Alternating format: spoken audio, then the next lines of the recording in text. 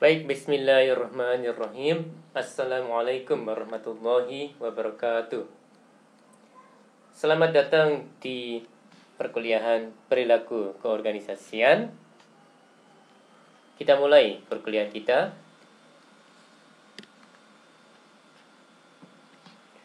Topik perkuliahan hari ini adalah konsep dasar perilaku organisasi. File asli dari materi ini saya dapatkan dari internet dengan sumbernya adalah sebagai berikut. Ya, untuk file ini saya jadikan PDF ya, Mas dan Mbak. Baik, pokok bahasan ada beberapa poin. Yang pertama, pekerjaan manajer. Yang kedua, definisi perilaku organisasi. Yang ketiga, disiplin ilmu yang mendukung perilaku organisasi. Yang keempat, tantangan dan peluang perilaku organisasi. Dan yang kelima, model perilaku organisasi. Oke, masuk ke pembahasan yang pertama, yakni pekerjaan manajer.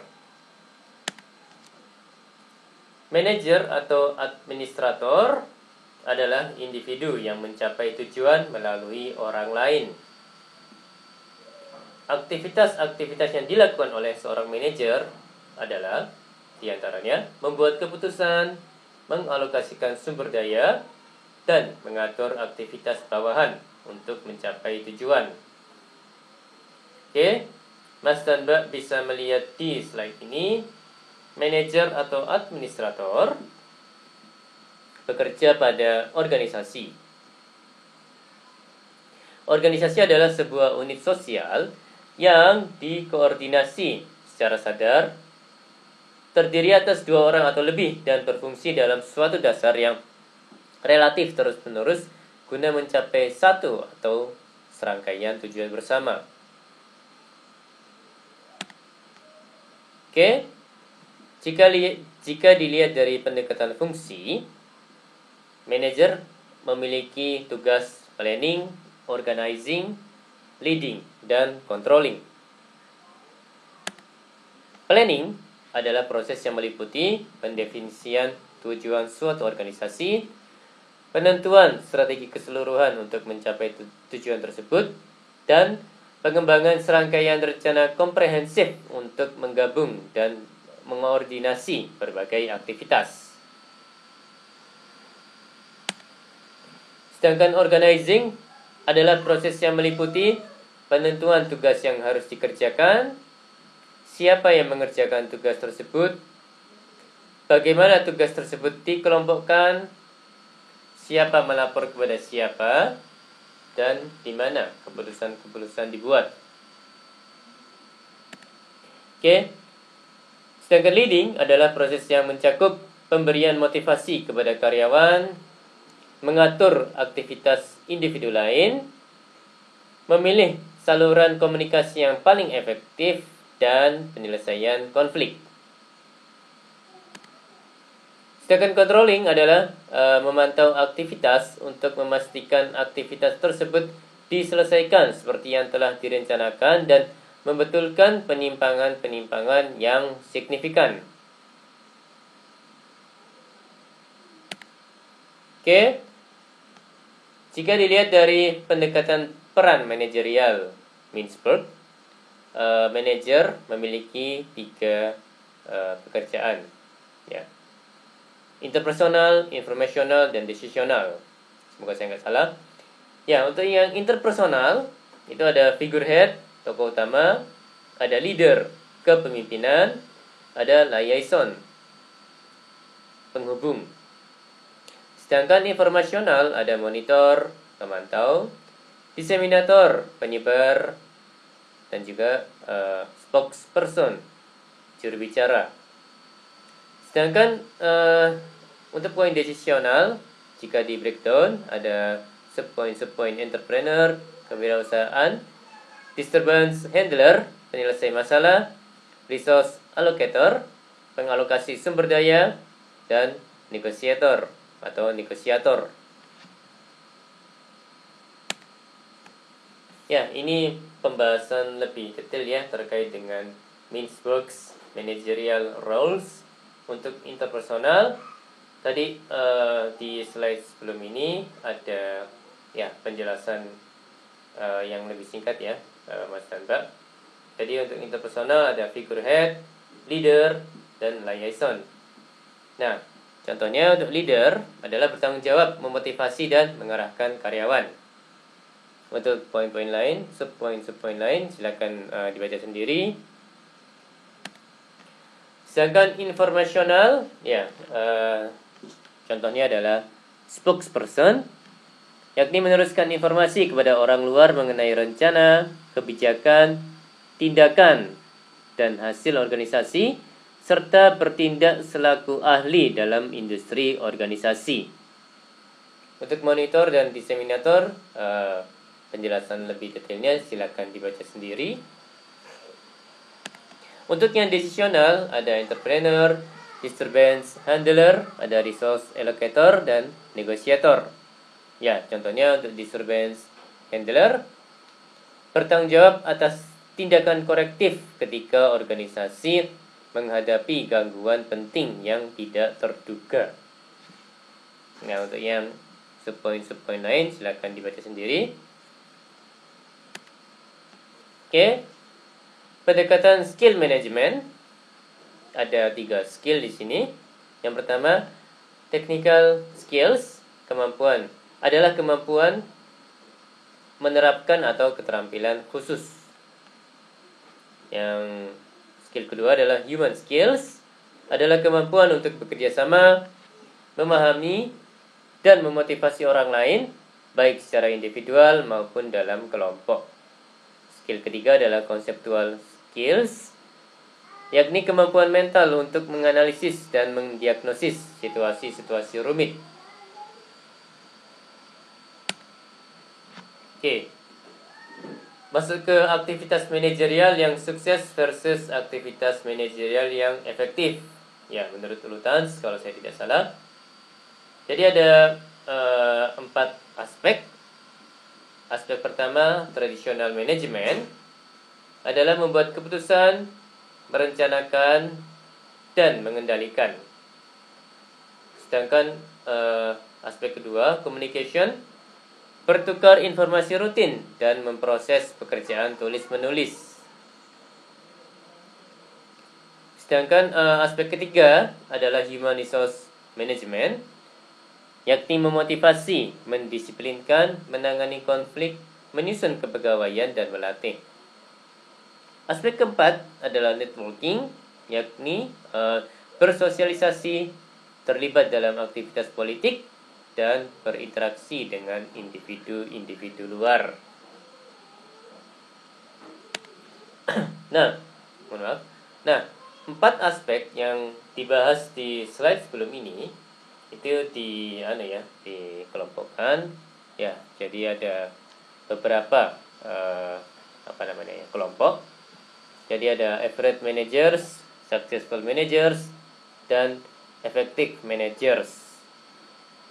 3 kelompok itu memiliki 4 aspek ya, bagaimana tadi sudah disampaikan. Jadi untuk yang warna biru muda yakni traditional management, untuk yang warna krem adalah human resource management, warna orange adalah communication, dan warna hijau adalah networking. Nah, untuk average managers, 4 aspek tersebut komposisinya tidak jauh berbeda ya, Mas dan Mbak. Untuk successful managers, komposisinya paling besar dimiliki oleh networking, yakni sebesar 48%. Sedangkan untuk traditional management 13%, communication 28%, dan human resource management 11% untuk successful managers. Sedangkan untuk effective managers, komposisi terbesar dimiliki oleh communication sebesar 44%. Nah, untuk human resource managementnya 26%, networkingnya 11%, dan traditional management 19% untuk effective managers. Cara bacanya seperti itu nggih, Mas dan Mbak sekalian. Ini adalah alokasi aktivitas manajer. Alokasi aktivitas manajer menurut waktu. Baik, masuk ke poin kedua, yakni pengertian perilaku organisasi.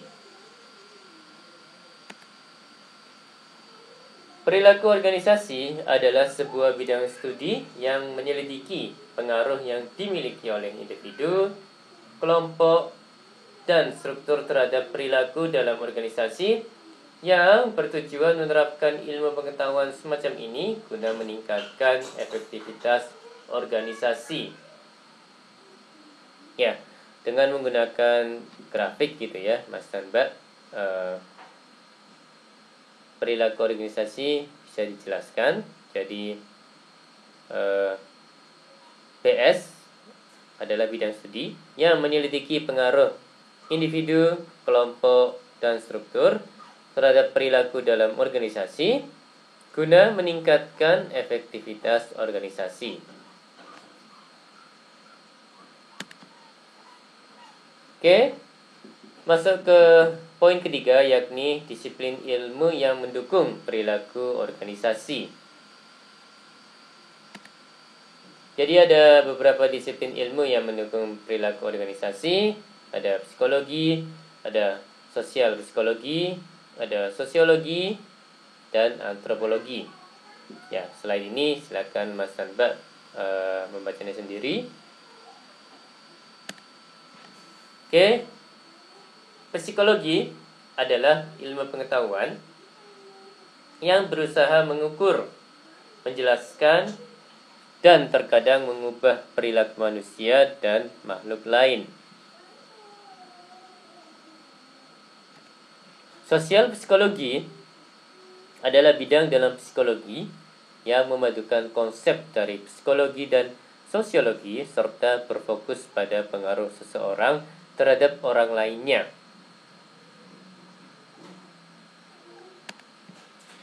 Sosiologi adalah studi tentang manusia dalam kaitannya dengan lingkungan sosial dan kultur mereka. Sedangkan antropologi adalah studi kemasyarakatan untuk mempelajari manusia dan aktivitas-aktivitas mereka.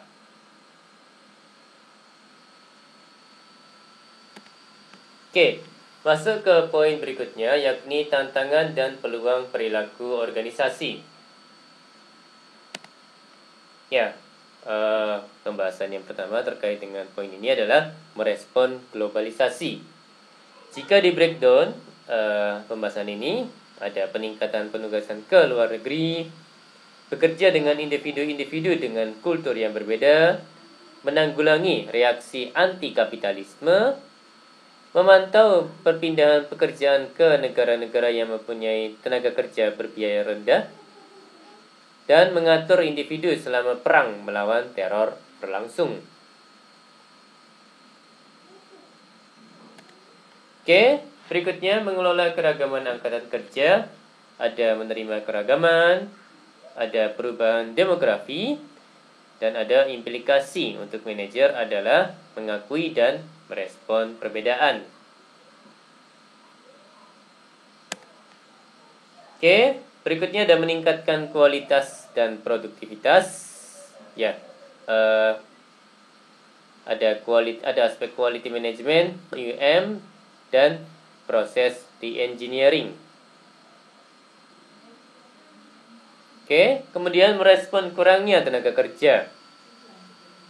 Ada aspek perubahan angkatan kerja, ada kurangnya karyawan terampil, dan pensiun dini dan karyawan dengan usia tua. Kemudian ada juga meningkatnya layanan pelanggan, yang mana poin-poinnya adalah peningkatan harapan kualitas layanan dan budaya pelanggan yang responsif. Hal-hal lainnya ada meningkatkan keahlian personal, ada memberdayakan orang, ada menstimulasi inovasi dan perubahan, ada mengatasi kesementaraan, ada bekerja dalam organisasi berjaringan, dan ada membantu karyawan menyeimbangkan konflik kehidupan dan pekerjaan. Baik, Poin berikutnya, pembahasan berikutnya adalah terkait model perilaku organisasi. Model adalah abstraksi dari sebuah kenyataan, ya bisa juga dikatakan sebagai gambaran sederhana dari beberapa fenomena dunia nyata. Nah, level-level, kalau dari yang kecil ke besar, bisa dilihat individual level, kemudian masuk ke group level, dan berikutnya masuk ke organization systems level, Mas dan Mbak. Oke, model perilaku organisasi. Jadi secara garis besar ada dua variabel, Mas dan Mbak. Yang pertama variabel dependen, respon yang dipengaruhi oleh variabel independen, sedangkan variabel independen sebab yang diperkirakan dapat mengubah variabel dependen. Ya nanti pas mengerjakan skripsi atau tugas akhir, ya insya Allah akan ada di antara Mas dan Mbak yang akan memakai variabel dependen dan variabel independen. Oke, contoh dari dependent variabel yang ada produktivitas, yakni ukuran kinerja yang mencakup efektivitas dan efisiensi. Nah, efektivitas adalah pencapaian tujuan-tujuan dan efisiensi adalah pencapaian tujuan dengan biaya rendah. Ya, memakai bahasa lain, efektif itu tujuannya tercapai, efisiensi itu hemat ya Mas dan Mbak, atau usaha untuk mencapai tujuannya itu minimal gitu nggih. Ya, contoh dependent variabel yang lain ada bankir, yakni ketidakhadiran di kantor tanpa izin, dan perputaran karyawan, yakni pengunduran diri permanen secara sukarela maupun tidak sukarela dari suatu organisasi. Kemudian contoh lain dari dependent variable adalah perilaku menyimpang di tempat kerja, yakni perilaku sukarela yang melanggar norma-norma organisasi yang signifikan dan dengan demikian mengancam kesejahteraan anggota-anggotanya. Oke, contoh dependent variable yang lain adalah Organizational Citizenship Behavior atau OCB, perilaku kewargaan organisasi. Merupakan perilaku pilihan yang tidak menjadi bagian dari kewajiban kerja formal seorang karyawan, namun mendukung berfungsinya organisasi tersebut secara efektif. Oke, contoh lain dari dependent variable adalah kepuasan kerja, yakni perasaan positif tentang pekerjaan seseorang yang merupakan hasil dari evaluasi karakteristiknya.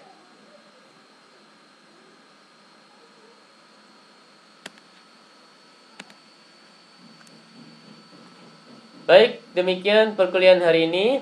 Ya, terima kasih atas perhatian dan waktunya. Mohon maaf kalau ada kata-kata yang salah. Wassalamualaikum warahmatullahi wabarakatuh.